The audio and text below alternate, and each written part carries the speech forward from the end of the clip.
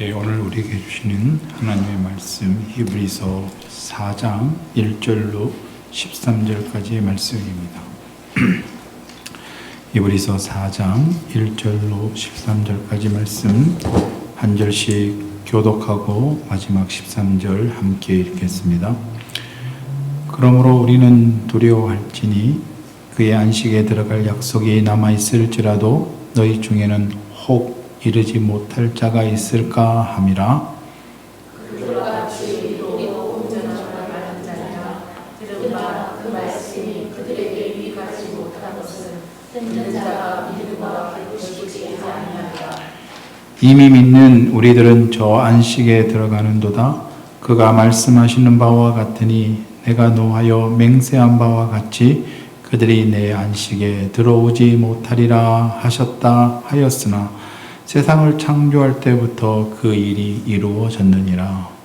제7일에 관하여는 우리가 이렇게 이르되 하나님은 제7일에 그의 모든 일을 쉬셨다 하였으며 또 다시 거기에 그들이 내 안식에 들어오지 못하리라 하였으니 그러면 거기에 들어간 자들이 남았거나 공공전하여 인정받은 자들은 신청하지 아니함으로 말미암아 들어가지 못하였으므로 오랜 후에 다윗의 글에 다시 어느 날을 정하여 오늘이라고 미리 이같이 일렀으되 오늘 너희가 그의 음성을 듣거든 너희 마음을 완고하게 하지 말라 하였나니 만일 여호수아가 그들에게 안식을 주었더라면 그 후에 다른 날을 말씀하지 아니하셨으리라. 그런즉 안식할 때가 하나님의 백성에게 남아있도다. 이미 그의 안식에 들어간 자는 하나님이 자기의 일을 쉬신 것 같이 그도 자기의 일을 쉬시느니라. 그러므로 우리가 저 안식에 들어가기를 힘쓸지니 이는 누구든지 저 순종하지 아니하는 본에 빠지지 않게 하려 함이라.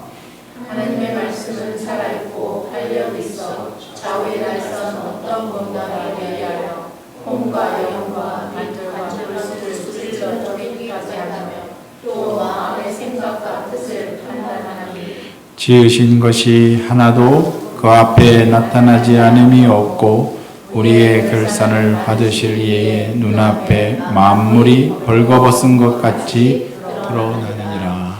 아멘.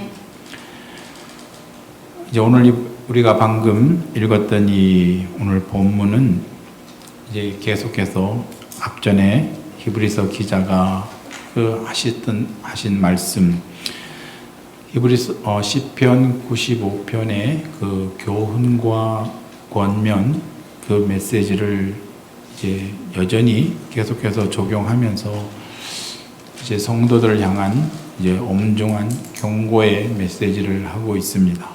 다시 한번 1절을 보시면 그러므로 우리는 두려워할지니 그의 안식에 들어갈 약속이 남아있을지라도 너희 중에는 혹 이르지 못할 자가 있을까 함이라. 그들과 같이 우리도 복음 전함을 받은 자이나 들은 바 그 말씀이 그들에게 유익하지 못한 것은 듣는 자가 믿음과 결부시키지 아니함이라. 이 말씀에도 보듯이 이제 성경은 특별히 히브리서 기자는 믿음과 순종을 강조하고 있습니다. 하나님의 말씀을 듣는 것만으로 충분하지 않다. 하나님의 말씀을 들었으면 그 말씀을 믿고 또 그 믿음에 따라 순종해야 한다라는 것을 이제 강조하면서 그렇게 그 믿음에 실패한 그 과거의 그 이스라엘 백성들의 그 실패를 다시 한번 상기시키고 있습니다. 그래서 이제 시편 그 95편 다윗의 시에서 주는 엄중한 경고를 다시 한번 여기에서도 그대로 적용을 하고 있습니다. 그 시편 95편에서 다윗이 그 백성들에게 이제 전하는 메시지는 이런 겁니다. 출애굽한 이스라엘 백성, 곧 광야 그 1세대들이 가나안에 들어가는 것, 가나안 입성에 실패하지 않았느냐. 그 실패의 이유가 뭐냐면 그들은 하나님의 말씀을 들었지만 그 말씀에 믿음으로 순종하지 않았기 때문이다. 그렇기 때문에 저들의 그 실패, 믿음으로 순종하지 못하여 가나안 입성에 실패한 그들의 실패를 하나의 반면 교사로 삼아서 너희는 그런 실패가 반복되지 않도록 해야 한다라는 이제 엄중한 경고입니다. 이제 거기에 보면 이제 다윗이 그 백성들에게 그 말씀을 하면서 그 시에 한 가지 우리가 좀 주목할 점이 있습니다. 그 시편 95편인데요. 그 95편 맨 마지막 그 11절에 가면 이렇게 말씀을 해요. 그러므로 내가 노하여 맹세하기를 그들은 내 안식에 들어오지 못하리라 하였도다. 여기 보면 가나안 입성에 실패하는 것을 가리켜서 이 시인은 하나님의 안식에 들어가지 못한 것이다. 그렇게 이야기합니다. 곧 가나안 입성 실패는 하나님의 안식에 들어가는 것에 대한 실패다. 그런 의미입니다. 좀 흥미로운 대목이에요.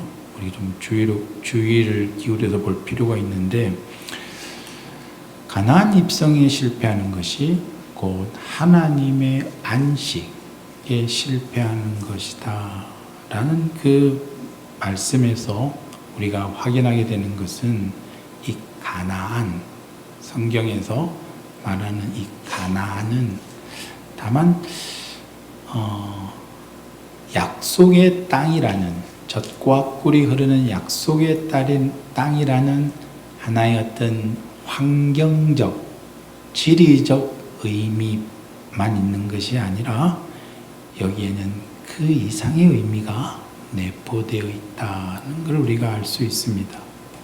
즉 가나안은 하나님의 안식이라는 어떤 상징적 의미를 가지고 있다라는 말씀입니다.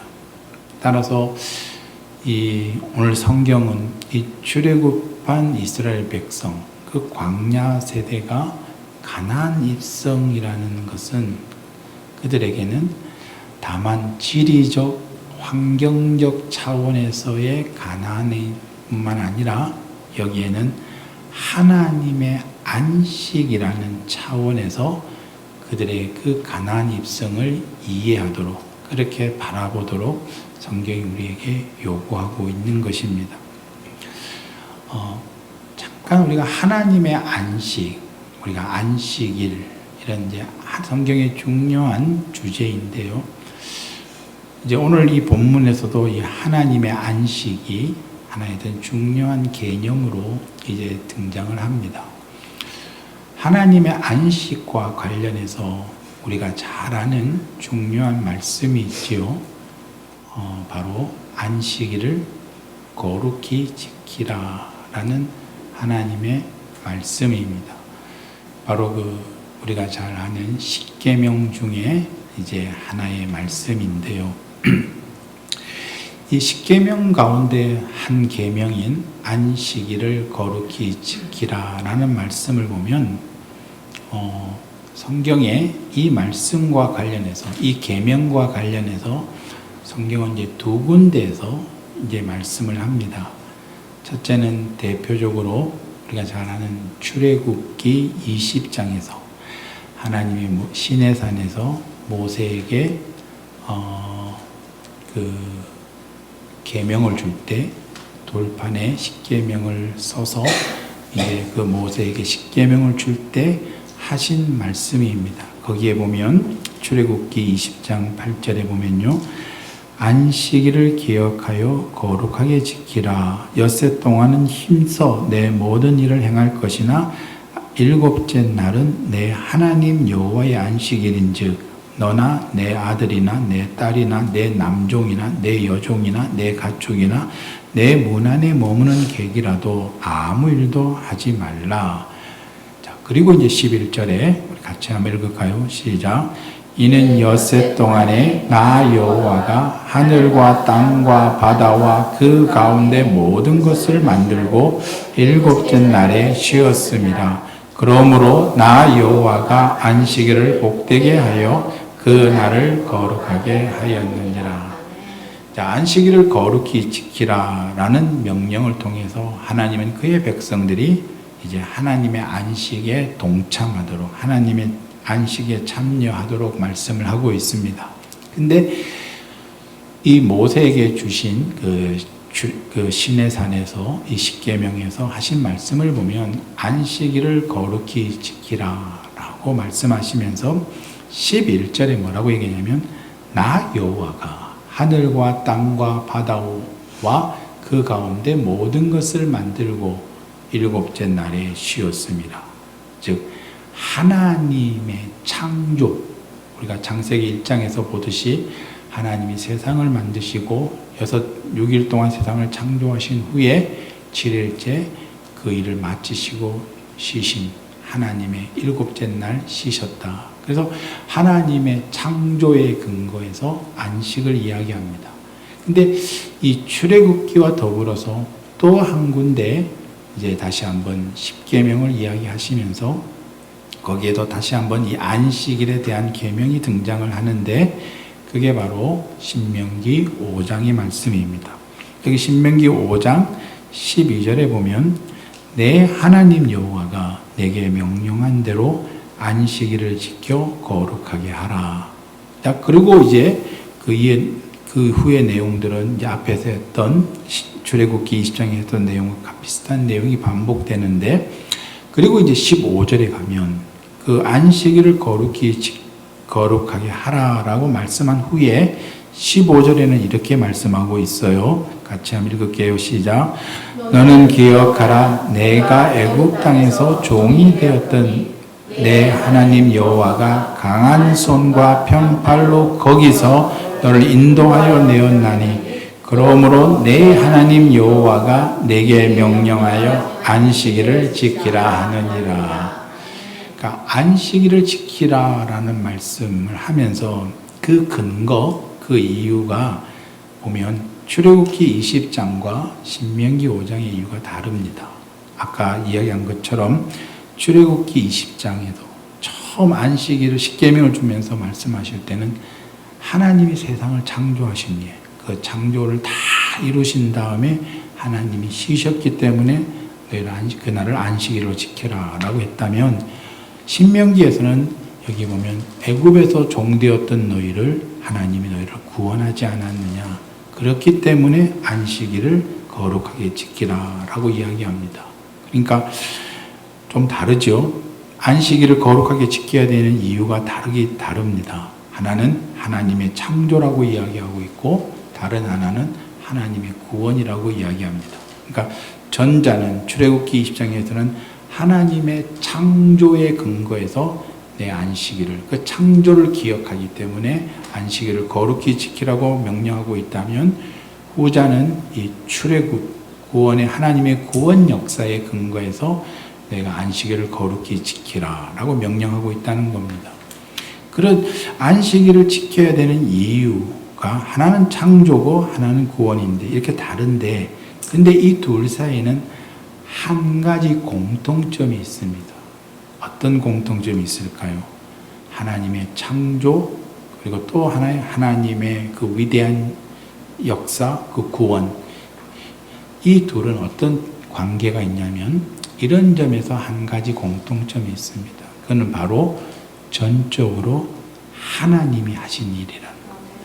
창조도 하나님이 전적으로 하신 일이고, 구원도 출애굽이라는 하나님의 구원 역사도 전적으로 하나님으로 말미암고 하나님이 하신 일입니다.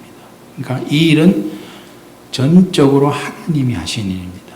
하나님이 뜻을 정하시고 그 일을 시작하셨고, 그리고 하나님이 이 모든 일을 완성하신 것, 그게 창조고 그게 바로 이스라엘을 구원한 출애굽의 구원입니다. 그러니까 전적으로 하나님이 하신 일이라는 점에서 이 창조와 구원은 공통점이 있습니다. 그런 점에서 보면 이제 그런 전적으로 하나님이 하신 일이다. 전적으로 하나님이 하신 일, 창조로서의 그 창조로 인하여 안식일을 지키는 것과 하나님이 하신 일, 그 구원의 근거에서 안식일을 지키라고 말씀하고 있는데, 그런 점에서 보면 하나님에게 있어서 안식이라는 것은 어떤 의미가 있냐면 완성을 의미합니다.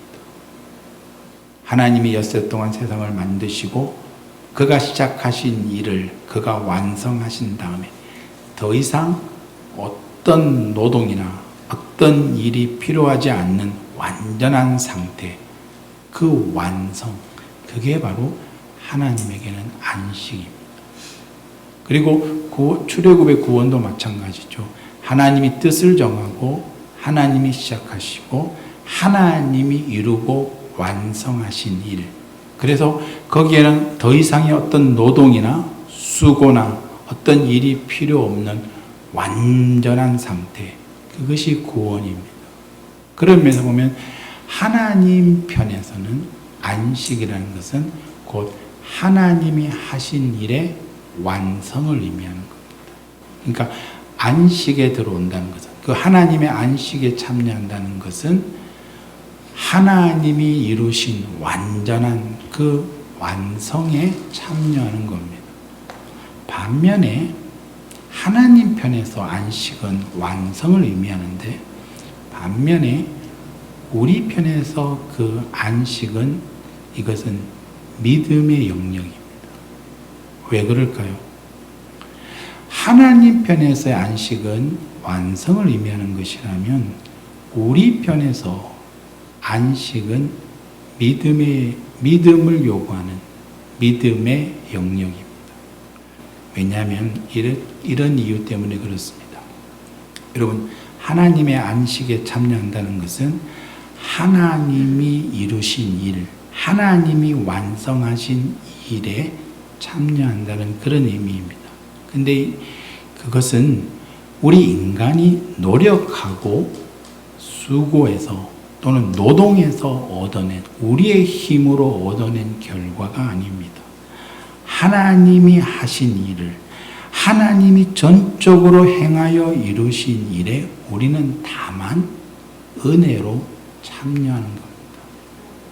그러니까 하나님 편에서는 안식이 하나님의 행하신 일의 완성이라면 우리 편에서는 우리의 수고가 없이, 우리의 노력이 없이, 우리의 노동이 없이 전적으로 하나님의 완성에 참여하는 것이기 때문에 그건 곧 하나님의 은혜입니다.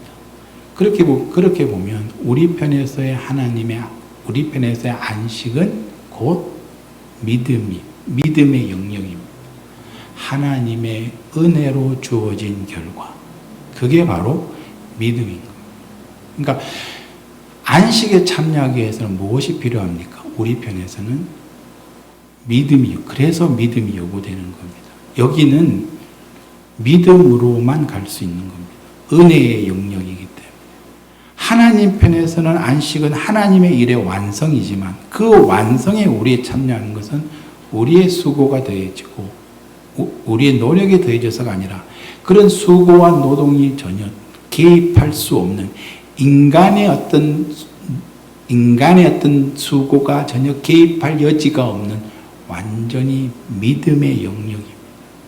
그래서 안식일을 지키는 문제는요, 그래서 믿음의 문제입니다. 우리 편에서. 하나님 편에서는 안식은 하나님의 완성을 의미한다면 우리 편에서는 이거는 믿음의 영역입니다. 다시 한번 출애굽 사건으로 돌아와서 생각을 해보죠. 우리가 출애굽을 이해할 때, 출애굽이라는 하나님의 대구원 역사를 이해할 때 출애굽의 시작, 그러니까 애굽에서 광야로 이제 나오는 것을 바로의 압제에서 해방되어 이제 홍해를 건너 광야로 오는 것은 곧 구원의 시작이라면 광야에서 가나안으로 입성을 하는 것은 구원의 마지막, 그래서 구원의 완성이라고 볼 수 있습니다. 그러니까 바로 이런 이유 때문에 보세요. 가나안 입성이라는 것은 하나님이 그 애굽에서 이스라엘 백성들을 건지실 때 시작한 하나님의 구원의 마지막이고 최종 목적지고 그리고 종착지고 그런 면에서 보면 가나안 입성은 광야에서 가나안 입성으로 간다는 것은 곧 하나님의 구원의 완성을 의미하는 겁니다. 그러니까 하나님 편에서 보면 가나안은 어떤 것이라고요? 구원의 완성이니까 곧 가나안에 들어간다는 것은 하나님의 안식에 들어가는 것과 같습니다. 그런 이유 때문에 지금 성경은 이 가나안 입성을 놓고 하나님의 안식에 들어가지 못했다라고 이야기하고 있는 겁니다. 근데 그 하나님의 안식에 들어가기 위해서 우리 편에서 요구되는 것은 뭐라고요? 그건 믿음의 영역인 겁니다. 자칫 우리는 이 말씀을 보면서 이 구원의 완성, 좀 더 내용이 깊어집니다. 보세요. 구원의 완성이라는 걸 좀 생각해 볼 필요가 있습니다. 왜냐하면 잘못 이해하면 이런 오해를 낳을 수 있어요. 보세요. 출애굽하는 것이 애굽에서 광야로 나오는 것이 구원의 시작이고 광야에서 애굽으로 가는 것이 구원의 완성이라면 그런데 만약에 그 광야에서 애굽으로 입성하지 못했다는 것은 출애굽은 했으나 가나안에 들어가지 못했다는 것은 곧 하나님의 안식에 들어가지 못한 것이고 하나님의 안식에 들어가지 못했다는 말이 구원의 완성에 들어가지 못했다는 것이니까 그러면 그 사람은 구원을 실패했다는 말인가? 그런 의미로 자칫 그런 의구심을 가질 수 있습니다. 그러니까 구원의 완성이라는 이 개념을 잘 이해하지 못하면 마치 지금 가나안 입성에 실패한 이 광야 세대는 구원에 실패한 것처럼 그렇게 여길 수도 있다는 말입니다. 그렇다면 구원이 불완전한 상태로 끝날 수 있을까요? 하는 질문도 해볼 수 있습니다. 결론부터 말씀을 드리면 결코 그럴 수 없습니다. 하나님의 구원은 결코 실패하거나 불완전하거나 또 하나님의 구원은 변개되거나 취소될 수 없습니다. 근데 여전히 문제는 남아있죠.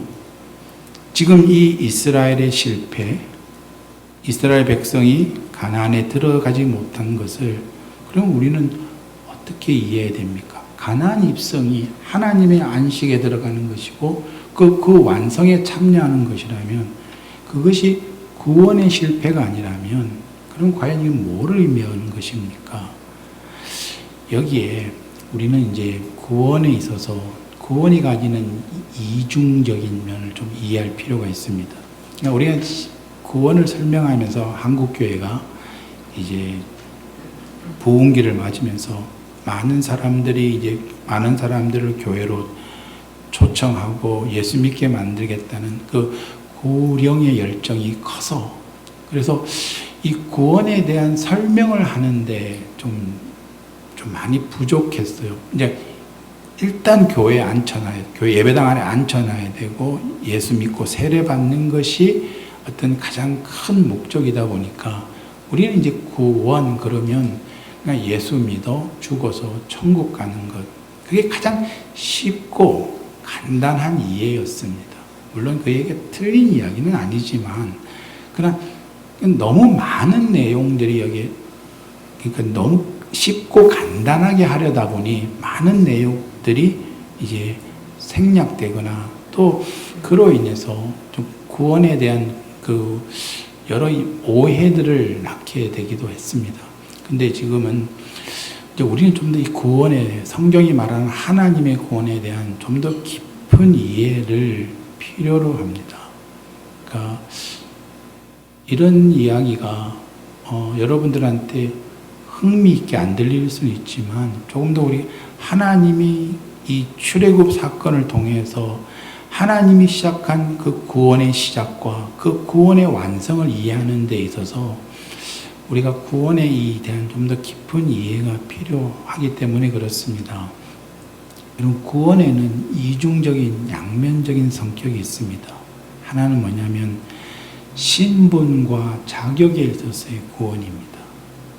그러니까 출애굽 사건에 빗대어 설명하자면 바로의 압제 속에서 종살이하던 그 애굽에서 빠져나와서 하나님의 그 구원과 하나님의 인도하심과 보호하심이 있는 그 광야로 나아가는 것. 그러니까 애굽을 나왔다라는 그 어떤 그 사건을 보자면, 그런 면에서 보면 이제 그렇게 애굽을 나와서 광야로 간 것과 같은 그것을 가리켜서 신분과 자격에 있어서 운명에 있어서의 구원입니다. 이 구원은 즉각적으로 이루어집니다. 우리가 예수 믿을 때에 예수님의 이름을 하나님의 이름을 영접할 때에 즉각적으로 하나님의 그 구원의 신분과 자격에 있어서 하나님의 자녀의 그 신분을 얻게 되는 겁니다. 이것이 이제 즉각적인 구원, 그리고 신분과 자격에 있어서의 구원의 한 면이라면, 구원의 또 한 가지 우리가 이것과 같이 생각해야 될 또 한 가지 측면이 있는데, 그는 뭐냐면 내용과 수준에 있어서의 구원입니다. 이것은 마치 무엇 같냐면 광야에서 가나안으로 들어간 것과 같습니다. 그러니까 애굽을 빠져나오는 것, from what, from where, 그러니까 죄와 사망과 마귀로부터 벗어나는 것이 우리에게 운명과 자격과 신분에 주어지는 구원이라면, 이제 광야에서 하나님이 약속한, 하나님이 이루신 그 완성으로 들어가는 것은 어떤 면에서는 자격과 신분의 문제가 아니라 그 자격과 신분에 맞는 내용과 수준으로서의 구원입니다. 그러니까 이 두 가지가 구원에 함께 들어있는 겁니다. 그러니까 이 둘이, 그러니까 즉각적이고, 그리고 즉각적인 구원, 신분과 자격과 운명의 구원과 더불어서 이제 거기에 상응하는 내용과 수준을 가지는 구원, 점진적으로 이루어지지만 이 내용과 수준을 이루는 구원이 합쳐져서 그걸 가리켜서 구원의 완성이라고 하는 겁니다. 그러니까 가나안 입성을 보면, 그런 면에서 보면 구원의 완성에 참여하는 겁니다. 하나님이 애굽에서 이스라엘을 구원하실 때 궁극적인 목적은 가나안이었습니다.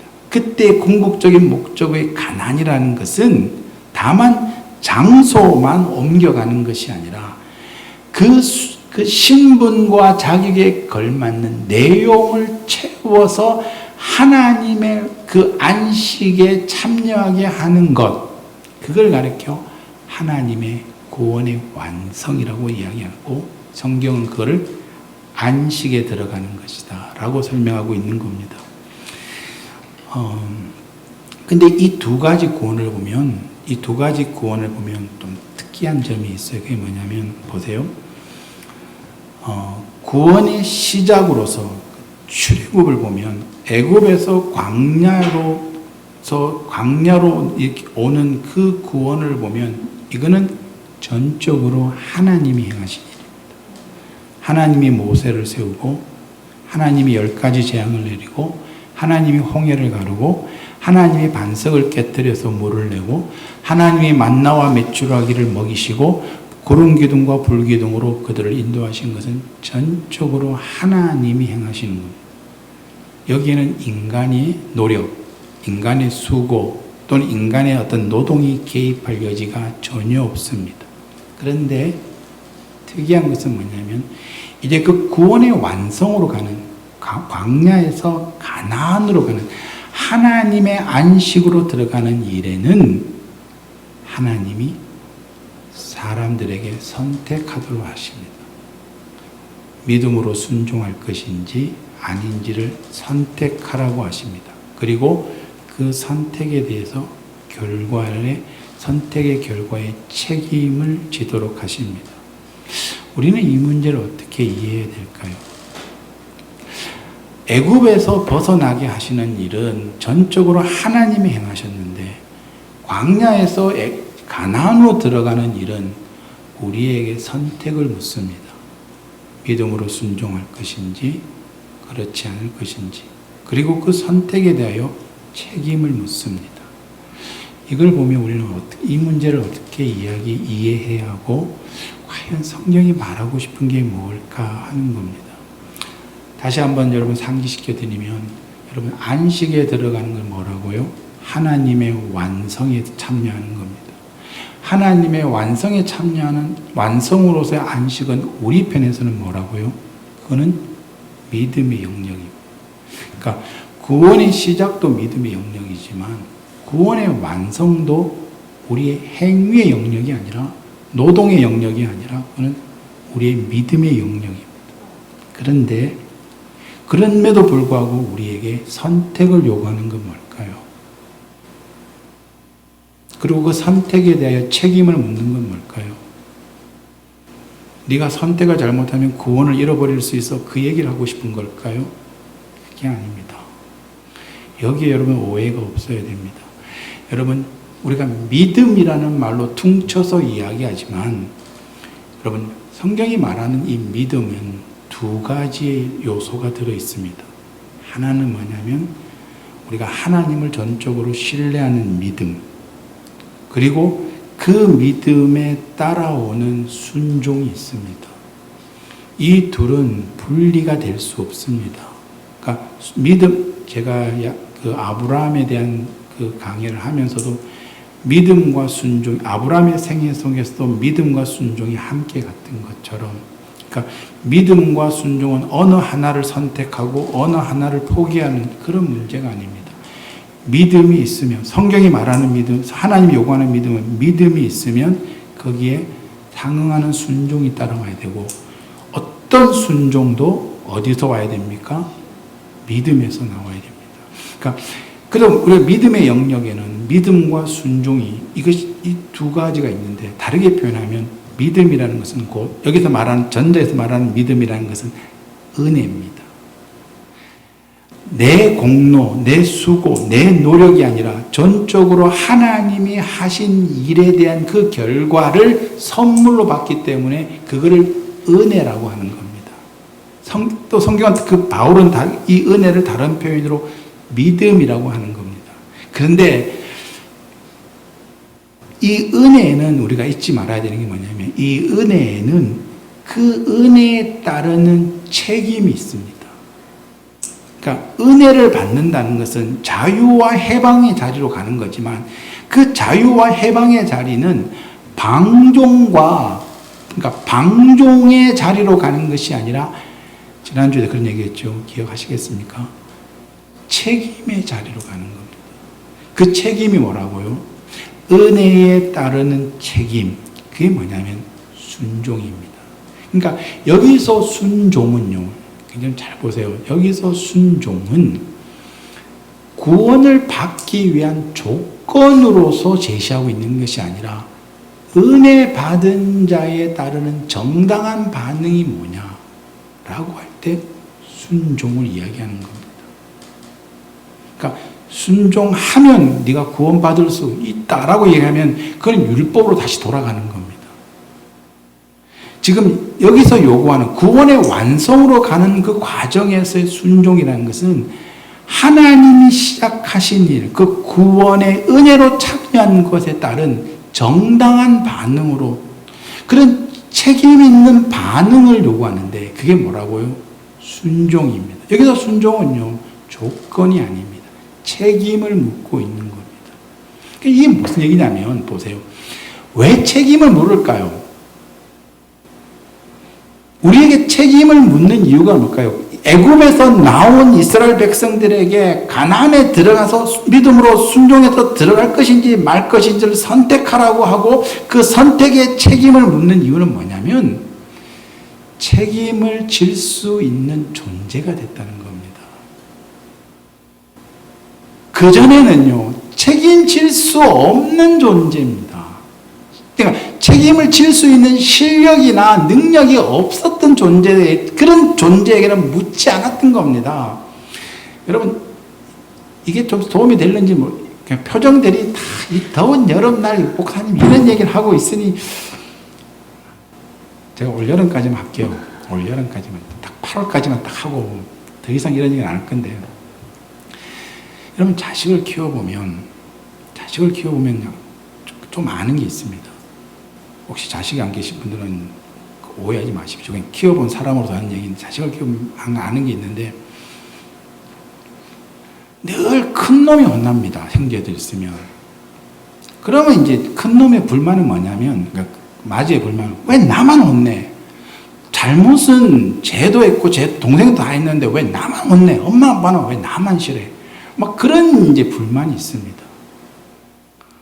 근데 가만 돌이켜보면 이제 저도 자녀 3명을 키워보니까 셋 중에 가장 사랑을 많이 받고 첫사랑을 많이 받았던 것은 첫째거든요. 근데 첫째는 그걸 기억을 못하고 맨날 나중에 커서 동생들을 잘못한 거는 엄마 아빠 혼을 안 내고 자기만 혼내는 거 보면서 왜 나만 혼내? 왜 나만 가지고 그래? 내가 쟤들도 잘못했잖아. 그러니까 왜 그럴까요? 부모가 왜 그럴까요? 아니, 마지가 좀 미워서 그럴까요? 저놈의 새끼 저 인간 때문에 내가 내 인생 이 모양이 걸렸어요.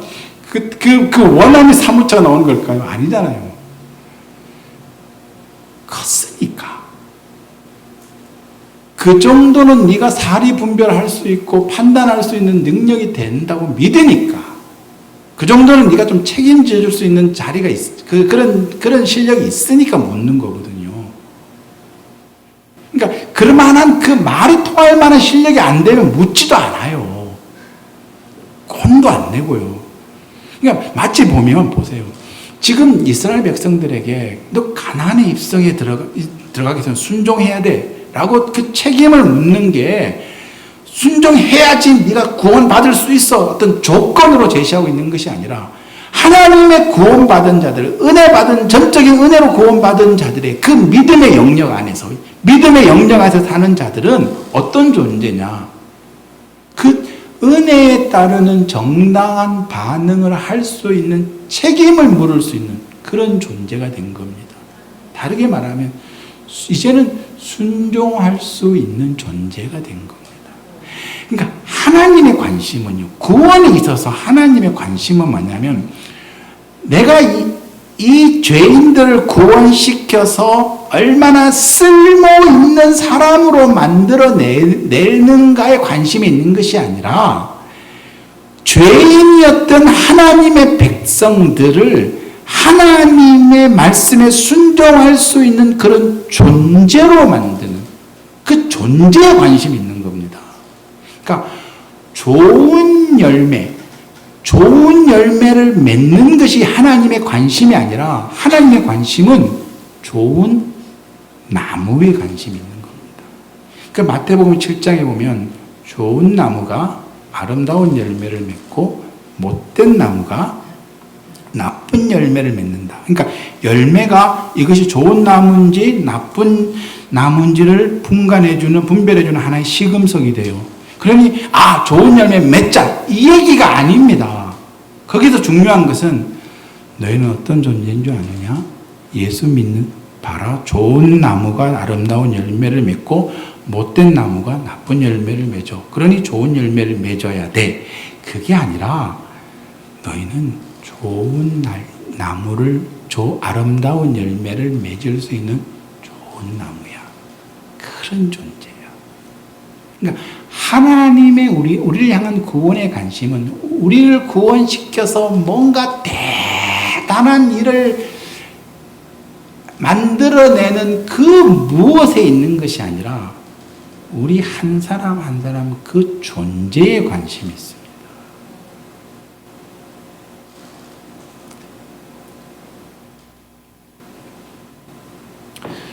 때문에 뭔가 좀 말이 생각이 났는데 그 얘기를 하면은 설교의 품격이 떨어질까봐 생략을 하도록 하겠습니다.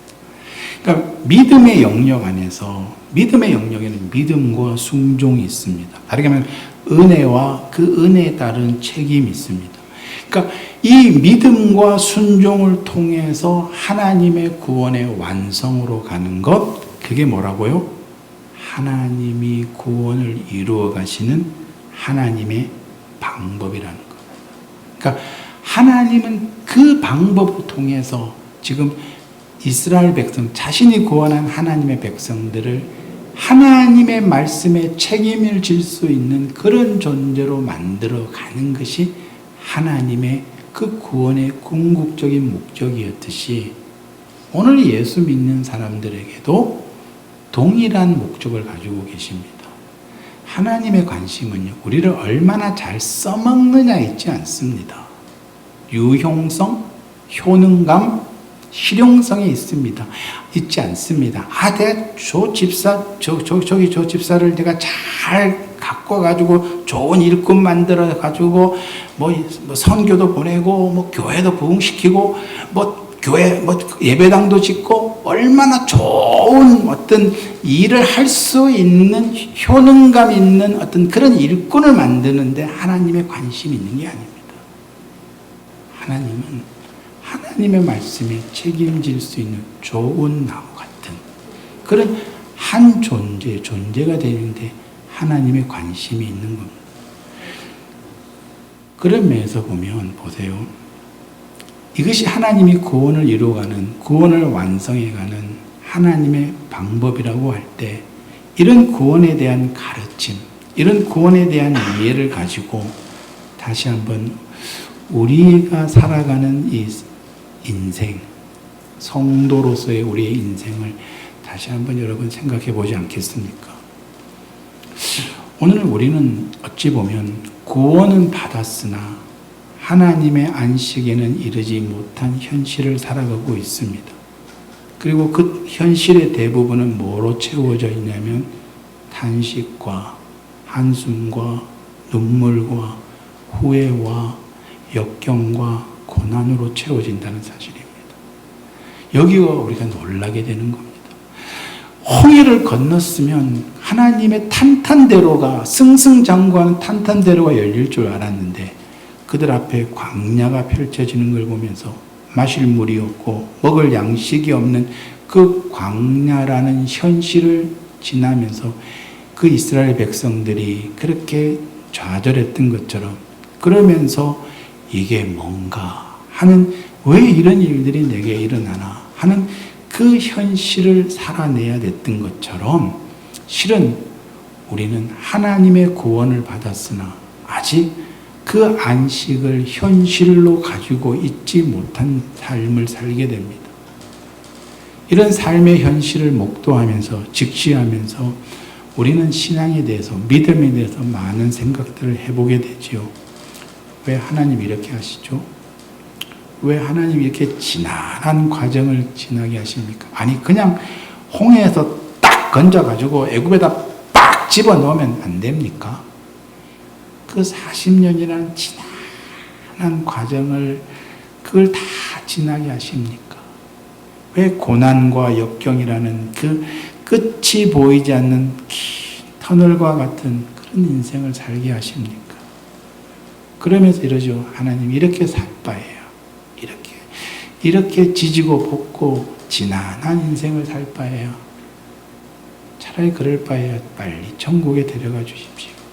그런 이야기를 하게 됩니다. 왜요?